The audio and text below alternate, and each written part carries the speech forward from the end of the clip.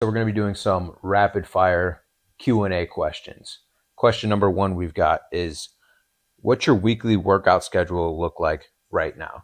So right now I am on a 3-day a week split, 2-day a week whenever I'm busy or if I'm traveling, but typically 3 days a week. Monday is leg day. It's sprint Monday. I like to do the hardest exercise on the first day of the week. That way everything else in the rest of the week is easy. If I could start the Monday off with a leg day, the rest of my life is going to be easier. And then Tuesday I do the push muscles. So I do all the muscles on the front side, the chest, the shoulders, and the triceps, the arms, right? I do a push day. This is where I train my handstands. I do my handstand push-ups. I do my muscle building exercises to build up my upper chest, to build up the side portion of my shoulders, the lateral delt. I do all of that on my push day. That's Tuesday. And then I rest and I recover Wednesday, Thursday. I might go out, I might stretch a little bit. I like to sit in the sun, just chill, relax. And then Friday, today, this is going to be my back and my leg day. So I like to hit back and legs together so I can hit my legs twice a week. They're a pretty big muscle group. They tend to recover very fast. So I like to hit those twice a week. And so I'll basically do hamstring exercises. I'll do my glute exercises. And then I also do my back exercises. So I'll do my pull-ups, I'll do my rows, I'll do my curls. And that's my Friday workout. And I also forgot to mention too, on Monday, I hit the quads. So I train the front part of my legs, the quads, a little bit. I do some squats. I do some mobility exercises. And I pair that up with the sprints as well, right? I do all that on Monday. Question number two, how are you staying so lean without tracking your macros? This is a good one, right? What I've realized is you want to count ingredients, not count calories, because ingredients determine how your body is going to look. This is how I came to the conclusion, right? Look at a Ferrari and look at a Toyota. When you go to the gas station, what kind of gasoline does each car take? The Toyota, it takes the regular standard 87 or whatever. The Ferrari, it doesn't take the 87. It takes premium diesel. And you want to treat your body like it's a Ferrari. Give it good quality fuel. Okay, here's another example. If you have two people who are the exact same person, like twins, and you said, okay, person A, you're going to eat steak, eggs, fruit, unprocessed foods for 6 months straight. That's all you can eat. No junk, no cheat meals. Person B, you're going to eat Twinkies, donuts, ice cream, Oreos. That's all you can eat. But the calories are going to be the same. You both get 2,000 calories. 2,000 calories of clean food, 2,000 calories of less nutritious food. Who do you think is going to look better at the end of the 6 months? They both might lose the same amount of weight, but I can guarantee person A is going to look better. They're going to feel better, which that means they're going to put on more muscle. They're going to have more energy. They're going to stay more consistent throughout their entire life, right? They're going to hit the gym more because they actually feel good. They're energized. They're going to look better because the body is going to use the nutrients better. Their metabolism is going to be faster because they're getting in more protein. They're eating high quality foods and they're gaining muscle. You're not going to gain muscle on bad foods. So the calories in versus calories out argument, in my opinion, is very outdated. Okay. If we just use our brain, logically thinking, yeah, if someone eats healthy food, they're going to naturally look better. They're going to feel better versus someone who eats bad food. And so that's my theory. Obviously you want to count calories if you have a lot of weight to lose. That's a no-brainer. But for most of us, just eating unprocessed foods, the meat and fruit diet, will get us very lean without having to track macros. What's something I do differently from most guys in the gym? I train past moderate discomfort. And I say moderate discomfort because a lot of people think they train hard. And yeah, they do. They show up to the gym, they do the workouts, and maybe they've been doing consistently for years, but it's only to moderate discomfort. And so when I say moderate discomfort, I mean that they might get a pump, they might, work out the muscles or whatever and just feel it. But I train to basically failure. So I do it so I can't get any more reps. I basically push myself every single exercise that I do. And so my arms are jelly, my legs are jelly. I'm very tired after it. And then I track my progress every single week. This is the key to gaining muscle, is that you have to get stronger on any exercise. And exercise selection, it's not really that important. You can do a lot of body weight exercises. You can do exercises with dumbbells. You can do almost any exercise really, and you can gain muscle with it as long as you make sure that you're tracking every single week and getting stronger. That's my philosophy. I'm a big advocate for getting stronger in the gym, using the gym as a way to enhance your mindset, right? You go to the gym, you push yourself as hard as you can for that day, and then you go home and you rest. And that's it. And then you do it week in and week out, right? So I think you should just get a little bit stronger every single week, and you'll be good. What's my pre-workout routine, food-wise or mentality-wise? Yeah, definitely. So the biggest thing that I've come to realize is food-wise, you want to make sure you have some carbs if you're going to train in the afternoon. If it's been more than 5 hours after the time that you wake up, you definitely got to have a meal, or it's going to be a harder workout. I notice my performance goes down when I don't eat before the gym, if it's later in the day. But if it's in the morning, it's totally fine, right? That's what I like to do. And then I also like to eat carbs after the workout. Mentality-wise, the biggest thing I got to say is going in with the intention of just getting stronger. That's the only mentality that I have. Like, I don't have the mentality that the workout needs to be perfect, or that I need to feel like a certain way, like I just destroyed my body. Like, I don't really go in with that mentality. I just go in the mentality that I need to be the best that I can for this day. And so sometimes I'll have workouts where it's only, I would say, like a 7 out of 10, 75% quality score. And it's fine because I gave it the best that I could for that day. I'm not going to go and give 100% on a day where I feel like I really can't do it, if that makes sense. I'm not going to really try and have a 100% day when I know maybe I'm under the weather, maybe I'm sick, maybe I'm just really busy. I'm just going to do the best that I can for that day. And it's more of a long-term mindset, because we have to work out for the rest of our life. That's the irony of it, is that people who look for shortcuts, the 3-month, the 6-month program, they never stay in the gym, because it's a long-term thing. Like, the gym is not going away. When I'm 60, I'm still going to have to work out. When I'm 75, I'm still going to have to work out. So I might as well do something that I find sustainable. And then another thing too is, like, I go with the mindset that it's going to be fun, because for me, I find it fun. I find it fun when you get stronger. That's why I don't really train for aesthetics all the time, or just train exercises or lifting, or just styles of working out that I don't enjoy. Like, I never really was a big fan of running, so I don't do a lot of running. I'll go on a jog here and there, but I don't really run because I don't love it. I love doing handstands. I love doing dips and L-sits and pull-ups and muscle-ups. I love going to combat gyms.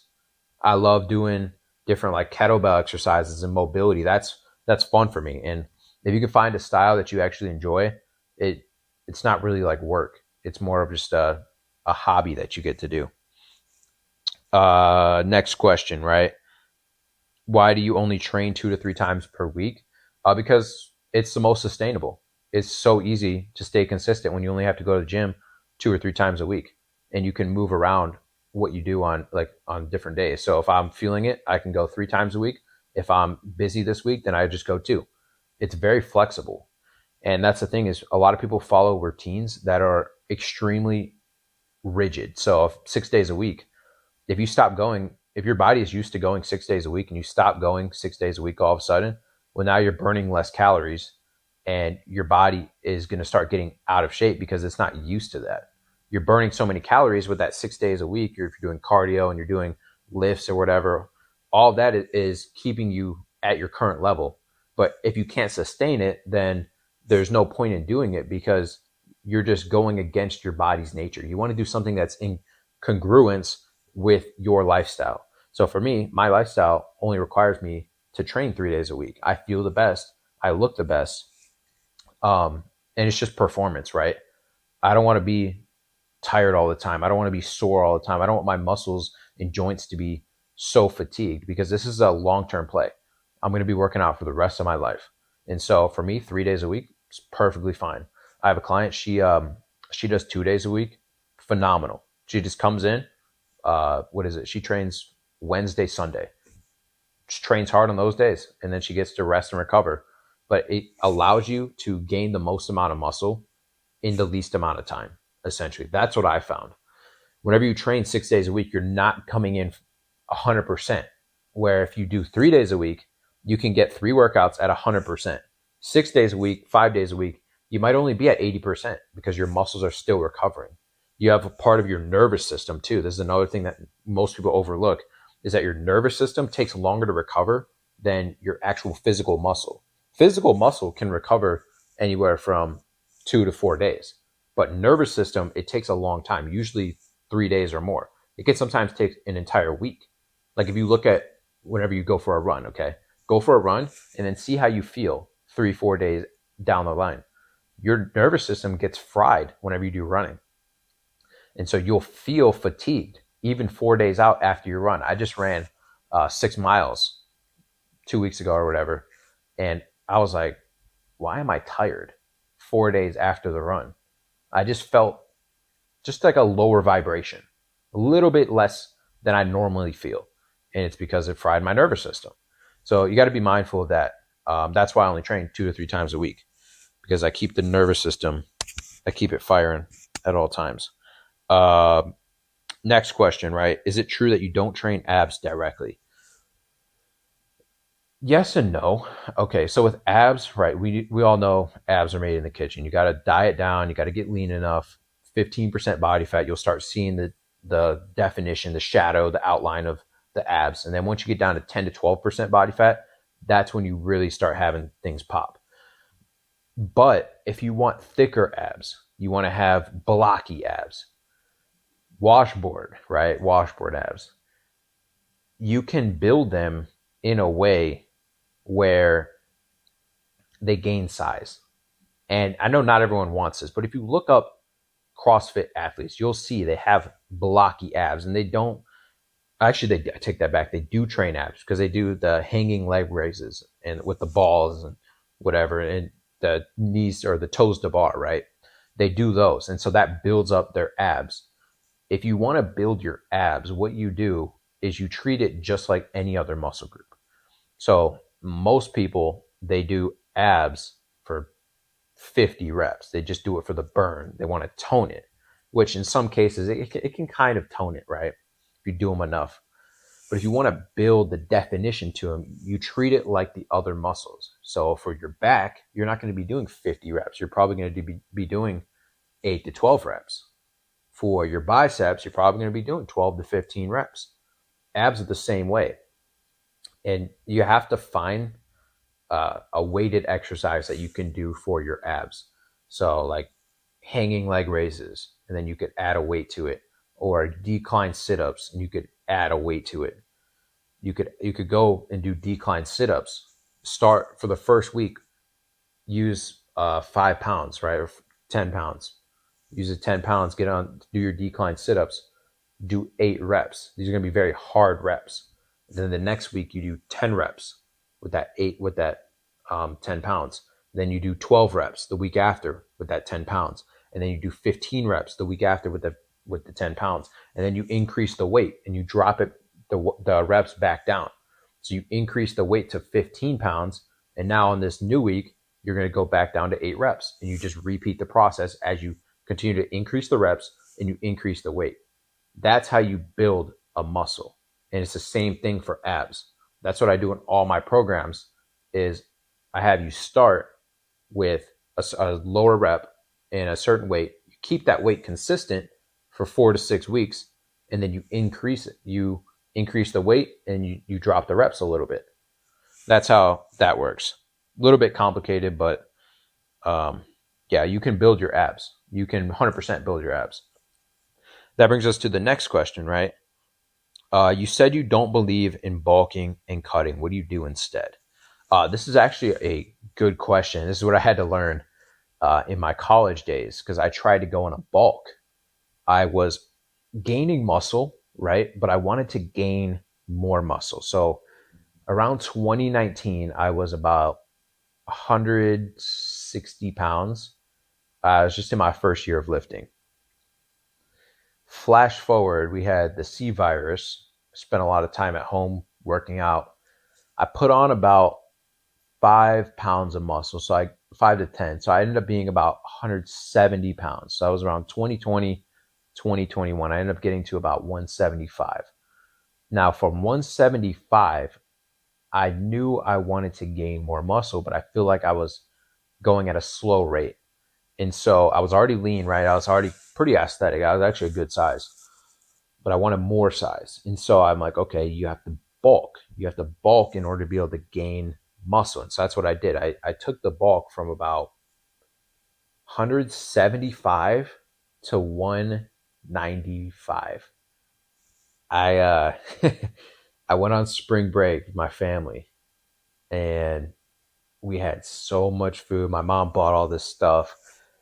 I filled up, and this was I was in college too, right? So we were just we're hanging out. It's off season. We're not wrestling or training or anything. So yeah, I'm focused on gaining size, right? I went on this vacation. I ate all this food, and I come back. I'm 195. I'm 195, and I'm like, shoot. And my coach is like, he's like, Fish, you're looking a little full, man. And I'm like, oh shoot, because I was supposed to wrestle 157. I was supposed to compete at 157. I'm weighing 195, and that just wasn't gonna work. So here I am, 195. My face is just bloated.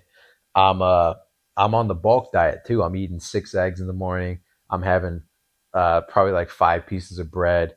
I'm eating these microwave burrito bowls or whatever because of protein, and it was just so bad.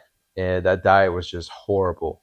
I felt like crap. I think I got around 22% body fat, probably somewhere in there, which was ironic because I still have like a little bit of ab definition just from like, having an athlete body. When you're an athlete, you can have higher body fat percent, but you could still have abs in a way. Like look up Eddie Hall. That dude he's like 300 pounds, probably like 5'10", and he has abs. But either way, I took that way too far. So summer of 2021 or 2022, whenever that was. And I took that summer to do what is called a recomp. It's called a body recomposition. And this is where you lower the amount of food that you're eating. So you're not bulking like I was. You're actually you can be either at maintenance, so you'll just maintain your weight, or you'll be in a slight cut. So that's what I did, was to get from 195, I had to cut back on a lot of stuff. No more 5,000 calories a day or whatever. I was doing some stupid number. Like I think it was 4,000. And so I cut that probably to like 2,500 or whatever. And that got my weight down to about 185. So now here I'm at 185. And so what I did is, because when I'm 185, I'm lean. I have a very muscular look. I'm lean enough to see the muscles, but I also have size to me, which this is where I'm at now. I'm even leaner, but I still weigh 185. So I was 185 4 years ago. I just didn't have the muscle that I do now, right? And so what I did was I made sure that I was eating in a slight deficit. So just enough to stay shredded or whatever. And then I would make sure that I'm getting stronger on all of my exercises. And this is the secret for skinny fat guys, is they wonder like, oh, well, I'm half skinny. I'm half fat. Should I bulk up or should I cut? Well, you actually just want to stay where you're at. You want to maintain your weight, or even be in a slight deficit, just eating a little bit less, but getting stronger on all of your exercises. So that's what I did. I just maintained my weight. Sometimes I would do like a little mini cut. I would just get my weight down somewhere to a 180 or whatever. And then I've noticed that I'm a little bit leaner. So then I'd be like, okay, let's add in a little bit more food, but while at the same time, so I could gain weight. I could get from 180 to 183, 185-ish. And then I would just make sure that I stayed strong. I'm getting stronger on all my lifts. And that was a really good summer for me. I hit so many PRs. It was unreal. I hit 35-inch vert. I think I was running a 6:30 mile on average. 315 bench. That was nice. 205 on weighted dips. 150 pounds for 3 reps on weighted chin-ups. And there's one more that I'm thinking of. Oh, one-arm pull-ups. I got one-arm pull-ups. And I think there's something else. But either way, it was an amazing summer for me. I put on so much strength, and that's because I maintained. Because when you go in too much of a cut, then you lose strength. You lose energy. You just don't have enough calories in your body. So you want to make sure that you have enough calories, but you don't want to go overboard. You want to be somewhere, like if this is your baseline, you just want to teeter between a little bit high some days and then a little bit low, or just a little bit low for most of the time, or somewhere in there. You just want to teeter in between those. And so that's what I do now. And so now I'm a little bit, I take that back actually. My strategy now is a little bit more methodical and it's more timed. So what I do now is I'm in a position where I just bulk for a good amount of time. I usually am lean bulking for probably 9 to 10 months out of the year. I'm eating just enough to feel energized and recovered from my workouts, because you don't want to feel fatigued. You want to be bulking most of the time, because you can, if you get down lean enough, you can gradually bulk without putting on much fat, and most of it will go towards the muscles. So if you get down to 10% body fat, you can incrementally increase your body fat up to 14, 15% body fat, and then you can just cut back down. I would say the highest I probably get is 14%, probably 13, when I'm really just eating a lot of food, right? But I'm even lower. I mean, sometimes I'll get down to 8% body fat. I'll cut all the way down when I feel like I'm getting a little bit fluffier. I just, summer's rolling around and you want to be shredded. You want to be super ripped. I will cut down just very incrementally, just eating less, down to 8%. And I increase my movement. I walk more and I just eat more protein. And that'll get me down to 8% body fat. And then I'm ready to bulk again. And that's my strategy. I just do mini cuts and then longer lean bulks. This is a main gaining. So if I do a mini cut, it'll be for about 6 weeks. It'll be very aggressive. It's lots of walking, because walking burns a lot of calories. It boosts your metabolism. It'll be more protein. It'll be the same amount of lifts, still getting stronger and hitting PRs, and just a little bit less food, just enough to be recovered, but nothing over the top. And that'll get me all the way down to 8% body fat, shredded.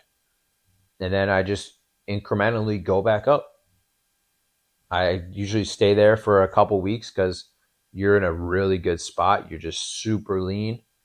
And then you're ready to go back up. And when you go back up, you gain a lot of size very fast. Like if you're going to do a photo shoot, that's when you want to do it. It's almost, there's like a peak. You have about 2 to 3 weeks where you just look, the leanness is there, the size is there.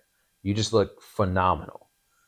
And that's probably about 10% body fat. And then after that, you have room to just slowly bulk. If you put on about 1% body fat each month to get to 13% body fat from that 10, well, then you have about 3 months, 1% body fat per month to fill up.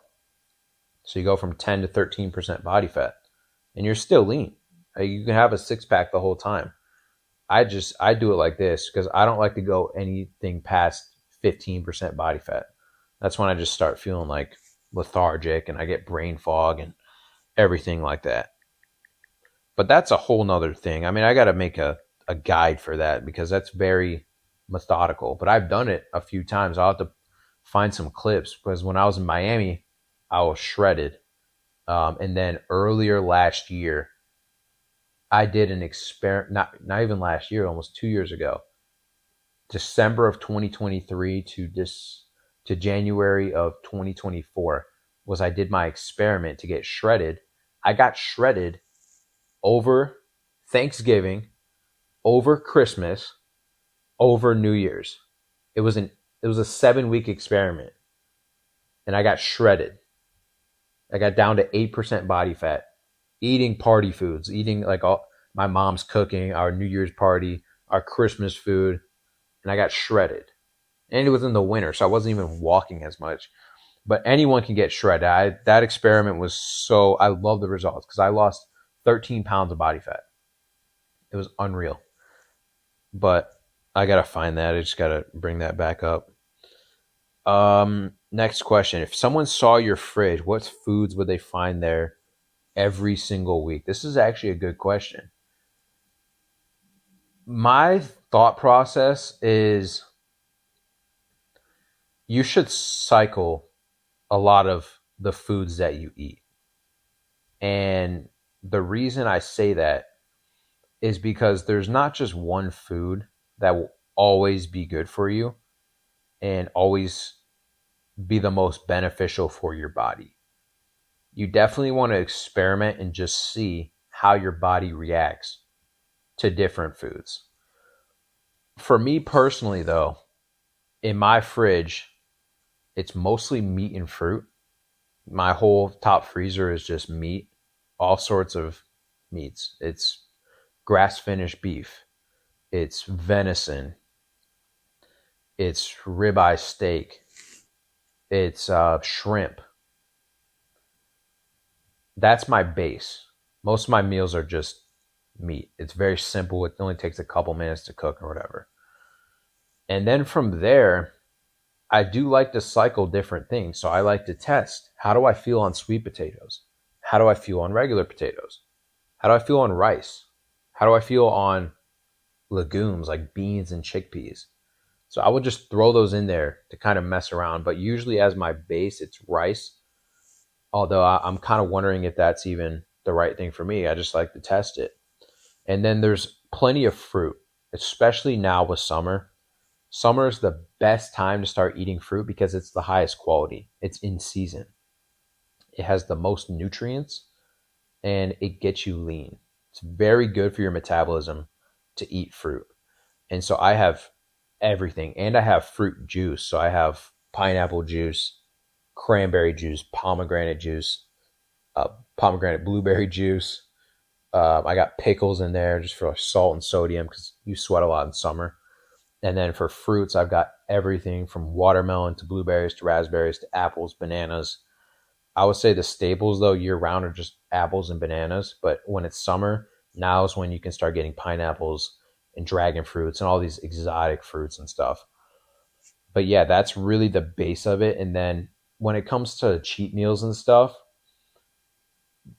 there's not really anything in my fridge that's like a cheat meal. Like if I want dark chocolate, I just get a high percent dark chocolate. That satisfies the sweet tooth. You know, I think everyone gets a sweet tooth, and you don't have to eat Ben and Jerry's or whatever. You can just eat dark chocolate, and it will do the same. That's what I've learned. Is like I don't actually care for these junk foods. I just want that hit of sugar. That's it. I just want that little hint of dark chocolate. So I'll eat that occasionally, right?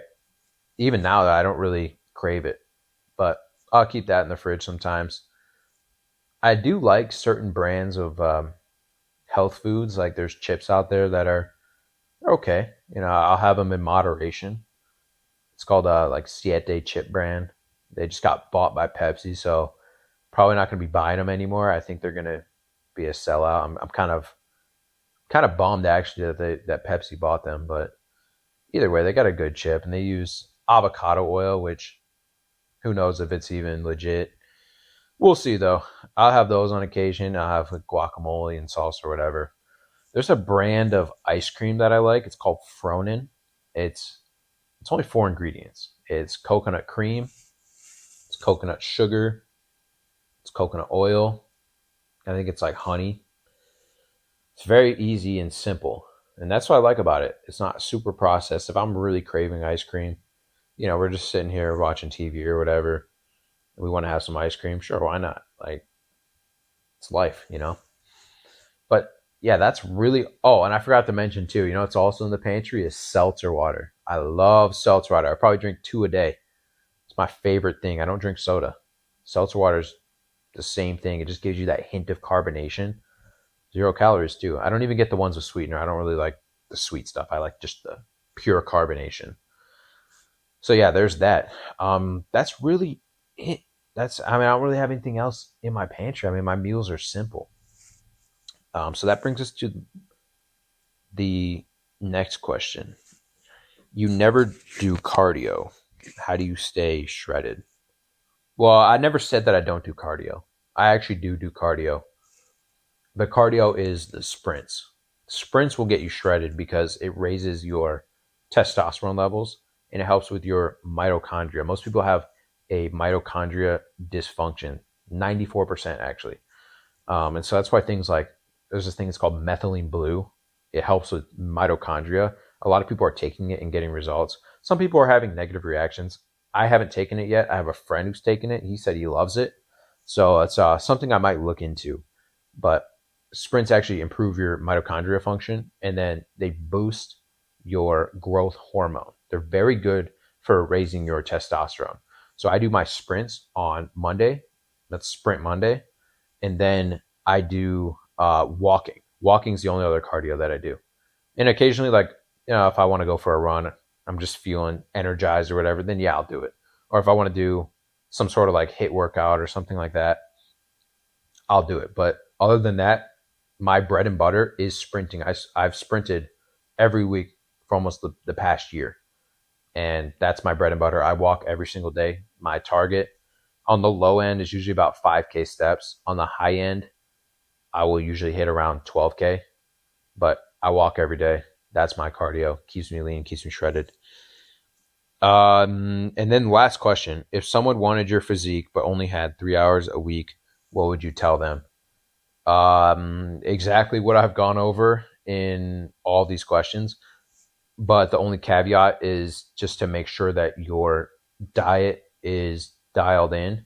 3 hours a week is actually plenty of time. It doesn't even take 3 hours a week. It takes more like 90 minutes a week. If you could just do 3 30-minute workouts. So workout 1, workout 2, workout 3, 30 minutes each. Or you can do your 2 45-minute workouts. I mean, you can obviously bump it up, but you don't need any more than 2 hours a week. And so my advice would just be make sure that your nutrition is dialed in, optimized for testosterone and DHT, which you can find on a meat and fruit diet. You can find on some of the supplements that I recommend, some of the supplements in my protocol and the ones that I take personally.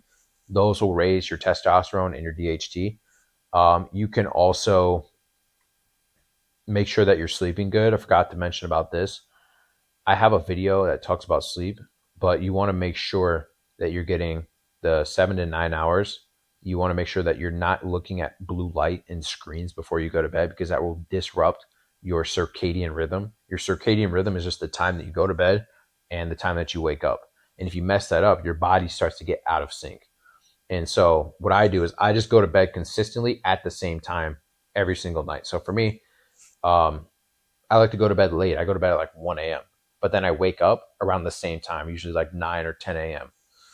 And you just got to find whatever it is that's the most consistent for you. You don't want to go to bed at 9 p.m., wake up at 6 a.m., and then the next day go to bed at 3 a.m., wake up at 12 in the afternoon, because your body, it recognizes the light signals and it determines how you should be operating and at what cadence you should be doing. Like, basically, I'm not a circadian rhythm expert, but from my understanding, you want to just make sure that you're waking up at consistent times and going to bed at consistent times.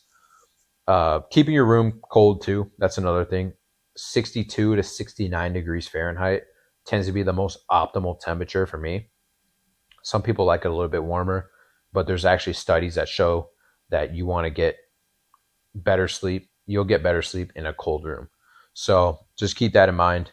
Other than that, just make sure you get your steps in, eat your unprocessed foods, train hard, train past mild discomfort, push yourself in the gym every single week, track your progress in the gym week over week, make sure you're getting stronger. Do more than one rep than you did last time. All you got to do is just increase by one rep. Be one rep better than you did last time. Put in the most amount of effort that you can for that day and just call it, right? And if you do that consistently, you will get you'll get shredded, you'll get ripped, you'll get lean, you'll get whatever your goal is, right? You'll be the fittest version of yourself. And do that consistently. We're in a long-term game. This is like something that you have to do for the rest of your life. You can't just take pills and take steroids. No, nobody wants to do that. At least I don't want to do that. I want to be fit and I want to be healthy. So, yeah, that's a Q&A. And if you have any questions, feel free to ask them. But as always, program is linked down in the description.